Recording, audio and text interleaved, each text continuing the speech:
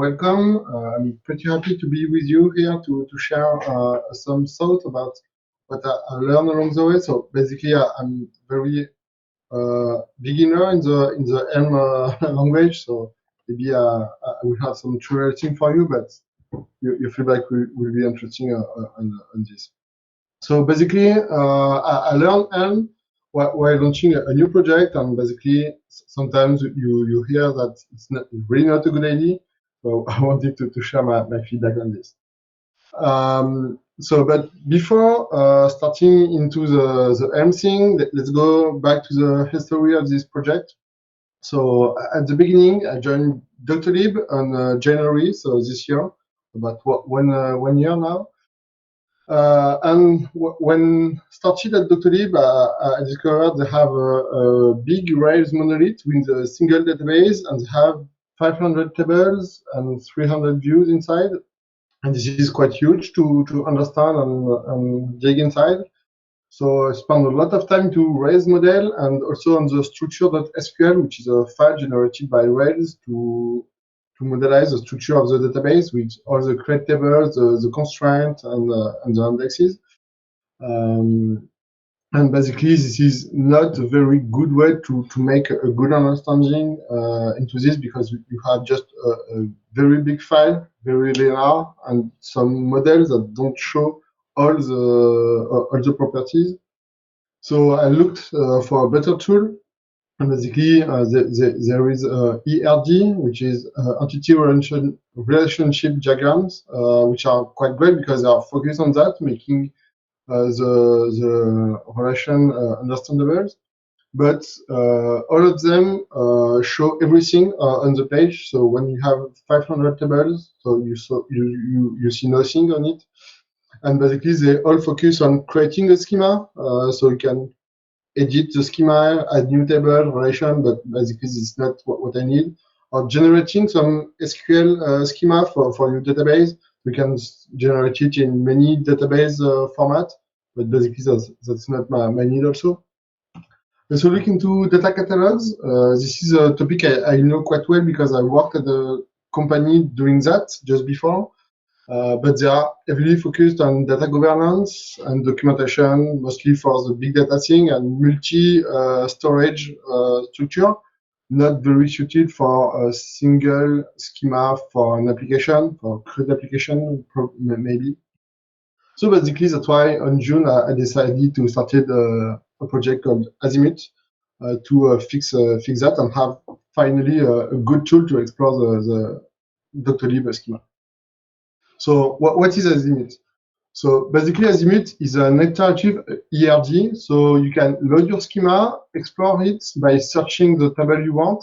Then you can look at the table linked the one table, but also follow the foreign key and see everything you need. So you just select the table,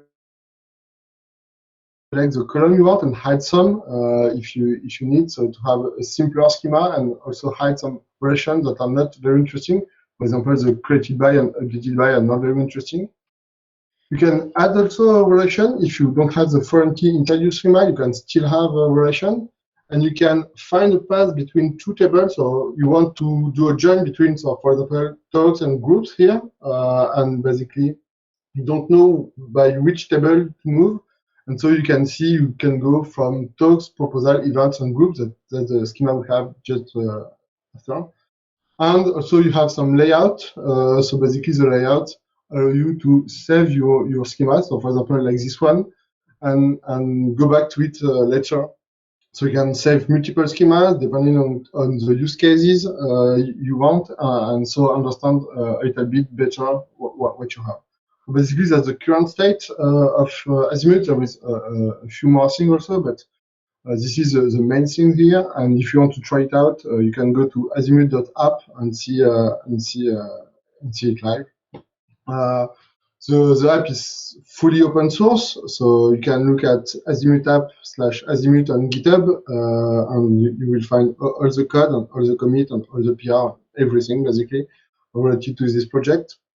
And basically, this is only the beginning for me. I have so basically I see 2021 as a starting for this project, and now it's a real project. And I think 2022 will be very good because I don't have to figure it out a lot of things, and I just have to ship a very interesting and more powerful feature. So let's go back to Elm. Why choosing a new language to do this tool? Because basically this tool can be written in any front-end language. But it's a side project, so I've done that after in my free time, aside from my day job. And so this means I have no deadline, and I don't have any hurry to deliver some feature. So basically I can take some time to learn the thing, do thing, redo thing, and again, because when you learn thing, you also learn you did bad the first time. As it's a side project, it's only on motivation, and if at some point I lose some motivation, I may stop the project. And if it's a shame if when I stop the project, there is nothing left. But when learning a new language, you still have the learnings you made along the way, and this is a great thing when you are a professional developer. And also, as it's a side project, I don't want to do some boring tasks. I just want to do some interesting tasks. And basically, what I mean by boring tasks is bug fixing. Don't like it at all. I tried my whole life to not have bugs and find ways to minimize bugs and find some good things. But yeah, I'm trying to avoid that as much as possible. So why did I choose Elm for that? So basically, Azimut is front-end only. There is actually no server. So everything is loaded, parsed, and showed into the browser. So no server at all. Only some analytics to see how many users I have, but that's all. And so basically, Elm is very suited for that. Elm is also quite different from what I already know. So I come from a Java background, but worked a lot with Scala for 8 years. And basically in Scala, I did some functional programming, but as Scala is not pure functional programming language, is very different from Elm. And learning this specific pure functional programming language is very interesting and very different from what I already know. And also the promise of Elm, the no runtime exception, for I think all people outside of the Elm community, this is too good to be true. And for me, it was very intriguing because maybe it could be true, and I have to see it. So basically, that's also a trigger for me to try Elm for this project. How it has been for now, so I have to say that for now the Elm community was pretty awesome. I discussed with a lot of people, some Elm dev before starting the project, so I can have any question answered, and it's very welcome. I have also a lot of answer on the beginners channel on Elm Slack. And basically it's amazing. Like it's very quick, great discussion with many people. It's two live stream on Elm Parser with two guests basically, and they were very happy about that. So I have good feedbacks, and also have some great support on the discourse. And basically everybody is welcoming. Did the first talk on Elm Paris, very long, and here I'm trying to do a very shorter one. So yeah, very good approach for this community. On the technical side, I was very surprised because Elm is extremely simple, even basic on some parts. The features are very small, and it can be frustrating sometimes because you want to do something a bit quicker or shorter or clearer sometimes, and you have to go to some boilerplate or at least some verbose thing. But in the end, I always say to me that, okay, this is the way to keep the language very simple, and I understand it, even if I have some frustration about it sometimes. It's also a bit about Elm format because, yeah, it has some long formatting. So the current stack, if I can say that, on the Azimuth is actually Bootstrap, and I'm migrating to Elm CSS and Tailwind. I use also Elm SPA for the backbone of the application, and also Elmbook to showcase the component I wrote, the reusable component I wrote. And basically, Mbook is very good. Quite surprised to have this kind of tool in such small community, but good surprise for me. So when I talk about migration, for example, I'm rewriting from Bootstrap to Tailwind. So this is the two screenshots, and it's been about one month I'm doing that, and I don't expect to finish it in less than 1 month.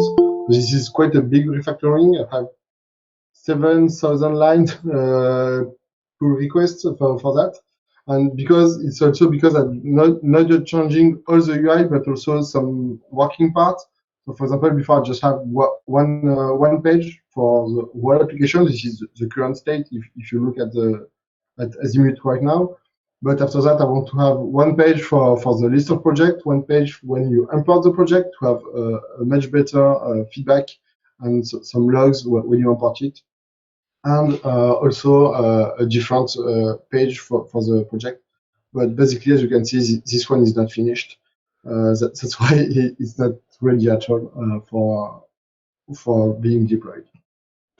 If you look into some code, maybe, and some specific parts, if you have some question on other part or anything, we'll be happy to answer after the talk. So, for example, when I pass the schema file, so this is basically the ID. The result of code, the only interesting part is the update thing.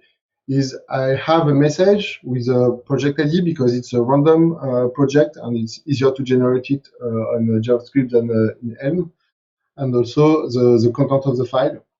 And you can see the method. I take the content, I pass the schema, then I create a project from the schema, and then I load the project into the model. And basically, if you look at the parse schema, I parse the line, so split the big string into lines. Then I group line into statements to have each create table, create index, and things like that. And then for each statement, I parse it and then evolve a schema, starting empty, of course. So that's the whole process of parsing the schema. This worked quite well. Was quite happy with that, but I had a little problem. Is JavaScript is monothreaded, so when we run a function, it run. This is the only function that could run, and so the browser is frozen during the whole process of parsing and then creating the project and loading it. And basically, on most schema, it's acceptable because it's quite quick, so less than 1 second, so users don't notice it. But as Doctolib has a big schema, it's about 50,000 lines. It's more than 6 seconds to load, and basically it's a bit too much. You start asking what's happening to your browser. So I thought, okay, this is not okay, and I have to find a way, and maybe we can split between messages in Elm. So basically have more way to do some work, go back, send a message, then do some work again, and have this synchronous thing. So I did that. So I had 3 messages now. The file loaded like before, a parse message that is used a lot with a sub message. We will see just after, and then the final one, which is build project. We have to add a new model into my model to have the intermediate steps saved between the messages. So basically, the message, we have 4 steps: the build line, the build statements, then build all the commands. So it's parsing the command and evolve the schema. So this is all the steps we had before, but here split into messages. And so I have all the intermediate steps saved into my model to be between the messages. So and if you look at it, the two first message are unique. So I just do one thing. The two other one are just step by step. So for every command, I parse it and save it. And the same for the when I erase the schema, I just take one command and then erase the schema and then send another erase schema. So I have a lot of build command and erase schema. So this is very granular here. So I was quite happy with that and just run this results. Same performance, good, but the browser is still frozen. Not very happy about that. So all this work for nothing. And basically, I didn't look more into it, but I think it's because Elm is doing some batching for the command, and I think as all the commands are very quick, Elm batch all the commands, and so basically this is exactly the same thing that's having no command in between. So I thought maybe I can add a small slip between each command. So with this trick, I can force them to not do the batch, and then I will have a responsive browser.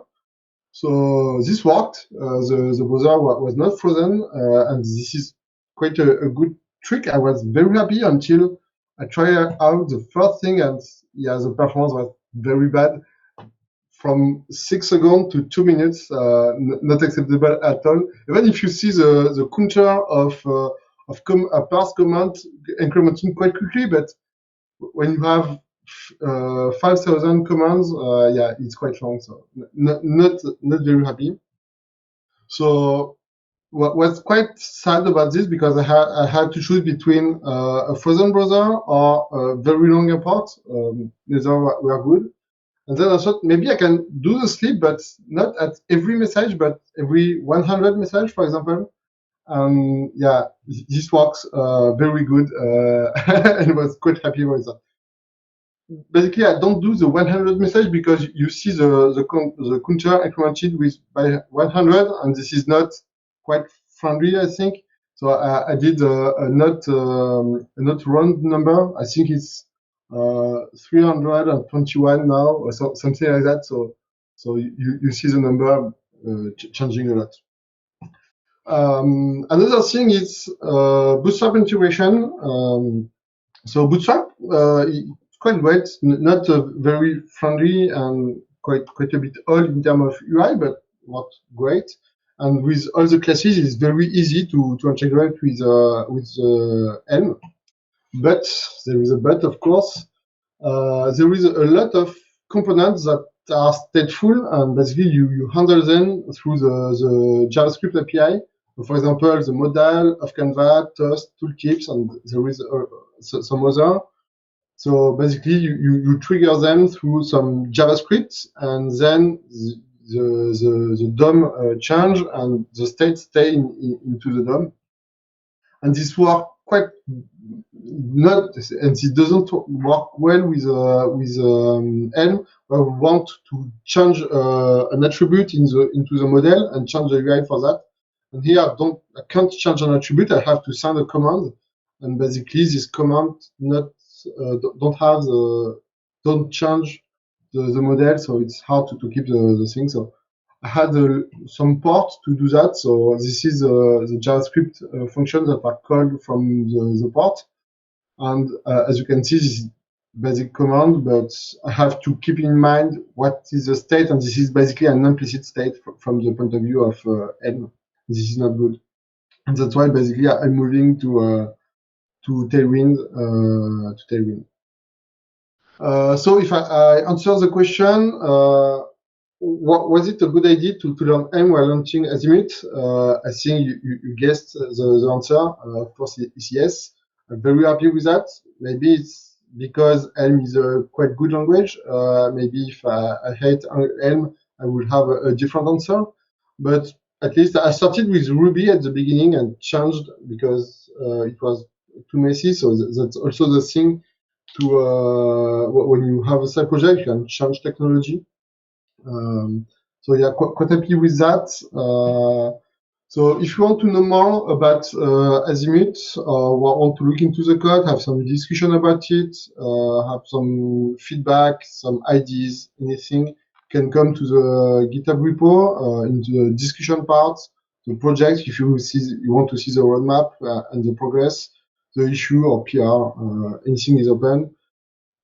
So thank you for listening, and if you have any question, I will be very happy to answer.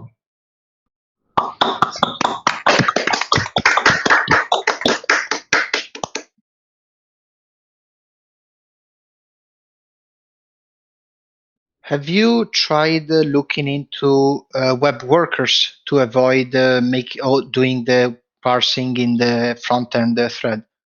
I thought about it, but basically I have quite a lot of code to parse the schema. So all my parser is, this is a lot of code, and I'm in process of rewriting it to have some, to use a parser, because now I just use a regular expression.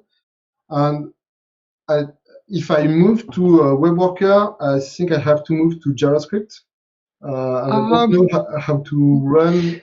There is you can look into headless Elm. Like you can create, you have your main without a view, and so you just use ports. So you have your web worker, you send the message, and then you send a message using a port from the front end. The front end sends the message to the worker, and the worker uses a port to send the message to the headless Elm that you have in the worker. Okay, so basically you have two Elm apps, one for the parsing, which is headless, and another one which is basically the application. Yeah. Could be interesting. I have to look into it. I think it would be much better than my current hack. I think it's also more complicated, than what you did. So it completely makes sense to first try something simple, and then, because it means you have to write the ports, do the communication, write the coding and coding. Yeah, so it's definitely. I'm not sure it's that complicated because of the performance issue, you had to add a lot of logic in messages, like handling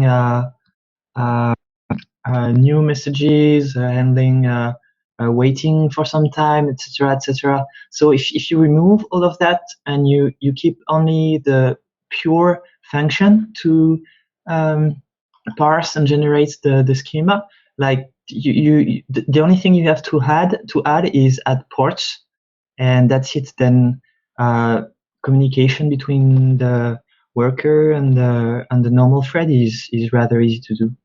Yeah, but basically I don't fear the port thing because I did a lot with the Bootstrap. But what seems a bit more complicated to me is having two applications. So basically the build process of the application, launching it, having some. So basically, Elm Azimut is a is a progressive web app. So I have some web worker also, and updating the worker and all the process into this seems a bit more complicated to me. More like just the process of writing a port and some messages between. Mm-hmm. Yeah, it's probably complicated, but. Yeah. But yeah, I wrote them a lot because everything in the project is saved to local storage because I don't have any server. So basically, if you want to save the thing, so I have a big thing to write it. But I actually quite like this because you have everything explicit and you can do whatever you want. So, but yeah, it's a bit a lot of code for that. I have, I think, a lazier suggestion that might work. I think one of the problems you had is that you were trying to split things at the command level. And if you're using tasks, you can split them at the task level. Like you can do a bit of work in your task, put a sleep, and then put an and then after the sleep and the rest of the work. And that's going to liberate you from all the intermediate command messages, and the scheduler is gonna schedule your task at the end when the sleep is done. So that should kind of work. The issue, not the issue, the difference with it is that if you're right now you're using your intermediate results, like to show some kind of progress in between starting and ending, this approach will only give you the result at the end. So you lose that ability. But I think that should be the simpler way to do it. That's very interesting. I didn't thought about tasks, and yeah, I think it's a good way. But basically, it will be a little bit less friendly for the user because I can't show the progress. But maybe in the task, I can split some things, and yeah, having the not the browser completely frozen is good, but having no feedback also, it's not. You also ask what happened. So, but thanks for the idea. It's a very good idea. Maybe one quick one. I mean, with Elm Bootstrap, I mean, or Bootstrap, I mean, were you using Elm Bootstrap? Because, I mean, I've used that, and I remember that some of the state of popovers and this type of thing is something that is stored in Elm. So it's not really working through ports, but. Sorry, can you repeat your question? So with these how do you call them? I mean, with these bootstrap elements that have state. I mean, were you using Elm Bootstrap or like really just Bootstrap? I'm just using Bootstrap. No okay. Bootstrap. Yeah. Because I looked into Elm Bootstrap and I think it's on a very old Bootstrap version and it's not very maintained. So I thought, okay, I don't want to use. I think it's Bootstrap 4 and now we have 5, something like that. So. And then maybe a naive question. I mean, Tailwind. I mean, I don't really know these tools so well, but they can do all these things that Bootstrap can do as well. I mean, or is it even a better experience? Or I'm not so. Tailwind is very different from Bootstrap because in Bootstrap you have some classes you put to have your styles, and basically Tailwind is just very small building blocks. So and there is some classes to just add some padding, margin, text size, color, and things like that. But you have some showcase components to show how to compose everything. So basically, you build your own components with Tailwind. So this is very different and very flexible. And that's why also I really like the Elm book because I build my own component and showcase them in many different states with many different properties inside. And so I can see how it works. Maybe another naive question. Since it's a learning project on a completely new language, did you try Elm UI? No, but basically when I started the project, I had quite some hard time to find which UI framework I will choose. So I went into MUI, MCSS, Bootstrap, Tailwind, a lot of things, and was quite blocked into I don't know what to choose. And in the end, I choose the more familiar one for me. So Bootstrap with just Elm with the less overhead. MUI seems very interesting. I watch a lot of talk about it, but basically for me it's a bit far, and I already learned a lot of things, and maybe it's a bit too much for now for me to try it on the project. All right, for your next project then. Yeah, it's great. MUI is like aim for layout, so it's great. Yeah. Probably I will maybe my next project I will start something with MUI and see how it goes. With all this experience already already on Elm. But basically that was a hard thing for me when starting Elm project from scratch with no knowledge, is to choose how to do my CSS and UI. I think there is no, so I didn't find any community go-to choice. There is a lot of different alternatives, and yeah, I think nothing is obvious, and everything has its pros and cons. And from a beginner like me, you are quite stuck with all the choice and you don't know where direction to go. And every direction is a bit, it's exclusive to the other one. It's not easy to move from one to another. So you can go to Elm and go to MUI, or go to Bootstrap and then move to Tailwind easily. So when you start one direction, you have to keep it, or do a big refactoring like me, a 2 months refactoring. So that's the thing. It's a bit hard as a beginner, I think.